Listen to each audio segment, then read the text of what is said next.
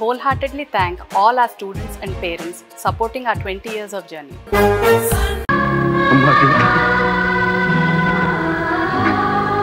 నువ్వు చేసిన పనికి ఏదో ఒక రోజున సమాధానం చెప్పి తీరాలన్నాను కదమ్మా. విన్నానమ్మా, నువ్వు చెప్పకుండానే విన్నానమ్మా. కానీ నేను విన్నది నిజమేనా? నేను కూడా ఇలా ఉన్నంత నిజమేనా? నాకేమీ అర్థం కావట్లేదమ్మా. అమ్మా అమ్మా జ్యోతి, నిజమా అమ్మా? ఇది నిజమా అమ్మా? మమ్మల్ని అందరినీ వదిలేసి 3-4 రోజుల్లో అమ్మా. నాన్న, ఇందుకే నాన్న తెలిసి మీరంతా నా కోసం కుమిలిపోతారని, ఆవేదనతో కూలిపోతారని రహస్యంగా ఉంచేశాను. జ్యోతి, 4 కాలాల పాటు నవ్వుతూ నవ్విస్తూ ఉంటామనుకున్నాను, కానీ మమ్మల్ని అందరినీ వదిలేసి ఆ దేవుడు నిన్ను తీసుకుపోవటం దుర్మార్గం అమ్మా, దుర్మార్గం. తప్పు డాడీ. దేవుడు తనకిష్టమైన వాటిని త్వరగా తన దగ్గరికి తీసుకుంటాడు. పువ్వులు దివ్వులు ఏమైనా సరే తనకిష్టమైన వాటిని ఎక్కువ కాలం ఉంచడు. కనుక దేవుడికి నేనంటే చాలా ఇష్టం, అందుకే నన్ను తీసుకెళ్ళిపోతున్నాడు. Correct daddy? కానీ మా జ్యోతి హఠాత్తుగా ఆరిపోతుందనే నిజాన్ని ఎలాగమ్మా భరించటం, ఎలాగమ్మా బ్రతకటం? లేదమ్మా, నువ్వు వెళ్ళిపోతే మేము బ్రతకలేమమ్మా, బ్రతకలేము. నాన్న ఊరుకో, నాన్న ఊరుకో. పూరాలితే చెట్టు మొత్తం కూలిపోకూడదు. 4 రోజుల్లో పోయే మీ జ్యోతికి తీరవలసిన కోరిక ఒకటి ఉంది. తీర్చవలసిన వాడివి, తీర్చగలిగిన వాడివి. నువ్వే ఇలా ఏడుస్తే నేను ఎవరితో చెప్పుకోనన్నా? అమ్మా లేదమ్మా, తప్పక తీరుస్తాను, చెప్పమ్మా. నాతోనే జీవితాంతో నడవాలనుకున్నాడు బావ, కానీ నా యాత్ర అయిపోతుందిగా. నేను పోయాక పెళ్లి చేసుకోక పిచ్చివాడైపోతాడు. అలా జరగకూడదు. అంతేకాదు, చనిపోయిన విశాలక్కకి తన కూతురు బ్రతుకు తీర్చిదిద్దుతానని మాటిచ్చాను. అందుకని శశిరేఖను బావకిచ్చి పెళ్లి చేయాలనేదే నా కోరిక.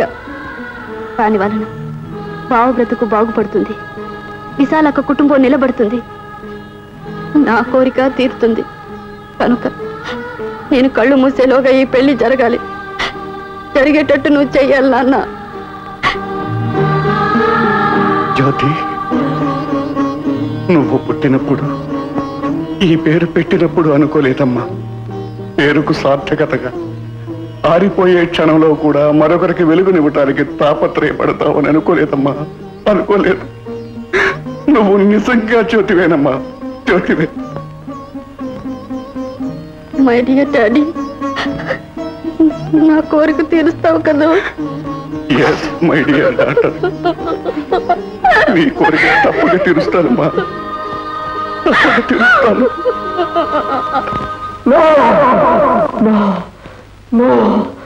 నేను నమ్మలేను మావయ్య, నేను నమ్మలేను. నిజం రవి, జ్యోతి మనకింకా 3-4 రోజుల కంటే దక్కదు. అసంభవం, అలా జరగటానికి వీల్లేదు. నేను ఇప్పుడే జ్యోతి దగ్గరికి వెళ్తున్నాను. రవి, ఒక్క మాట. జ్యోతి ఆఖరి కోరిక ఏమిటో తెలుసా? నిన్నిలా ఆవేదనతో పిచ్చివాళ్ళ చూడాలని కాదు, మంగళ వాయిద్యాల మధ్య మంటపంలో పెళ్లి కొడుకుగా తన శశిరేఖ మెళ్ళలో 3 ముళ్ళు వేయటం చూడాలని కోరింది. నా వల్ల కాదు మావయ్య, నా వల్ల కాదు. రవి, జారిపోయే క్షణం లాంటి ఆరిపోయే జ్యోతిని మనం నిలుపుకోలేము. దహించే ఈ నిజాన్ని భరించక తప్పదు. రవి, ఉన్న మనిషిని ప్రేమించటం మానవత్వం, పోయే మనిషిని ప్రేమించగలగటం దైవత్వం. నువ్వు నిజంగా జ్యోతిని ప్రేమిస్తే పోయే ఆమె చివరి కోరికను తీర్చాలి. మావయ్య, ఒకనాడు నువ్వు నీ రుణం ఎలా తీర్చుకోగలను మామయ్య అని అడిగా, గుర్తుందా? ఈనాడు నేను అర్థిస్తున్నాను, ప్రార్థిస్తున్నాను. జ్యోతి కోరిక నెరవేర్చి నీ రుణం తీర్చుకో బాబు. ఆఖరి క్షణాల్లో ఉన్న జ్యోతి ఆనందంతో సంతృప్తితో వెళ్ళిపోవడానికి ఈ సాయం చేయి బాబు. కన్న తండ్రిగా దాని కడసారి కోరిక నెరవేరుతుందని మాటిచ్చాను. నా మాట కాదనకు బాబు. ఈ పెళ్లి చేసుకో బాబు.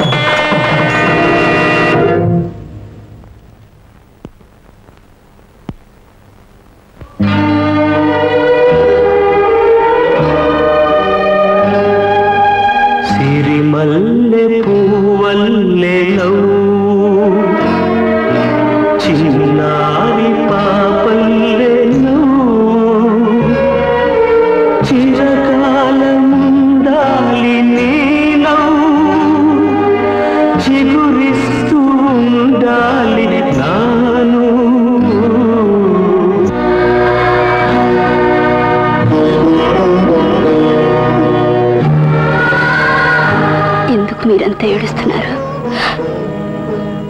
ఇప్పుడు నాకేం తక్కువైందని? ఆది దంపతులు అంటే అమ్మా నాన్నలకు బిడ్డనయ్యాను. దైవం లాంటి వారికి భార్యనయ్యాను. లక్ష్మీదేవి లాంటి బిడ్డకు తల్లినయ్యాను. లక్షణమైన మనిషికి అత్తనయ్యాను. ఆడది కోరే అన్ని స్థానాలను అందుకున్నాను. అంకుల్, నీకు ఏమీ కాకపోయినా నాకన్నీ నువ్వై నా ఆశ నెరవేరేందుకు, అండగా నిలిచినందుకు చాలా థ్యాంక్స్. ఏమండి, నా కోరిక తీరేటందుకు, నా ఆశ నెరవేరేందుకు మీరు మీరు మీరు చేసిన సహాయానికి నిన్ను నా బ్రతుకు వెలిగించగా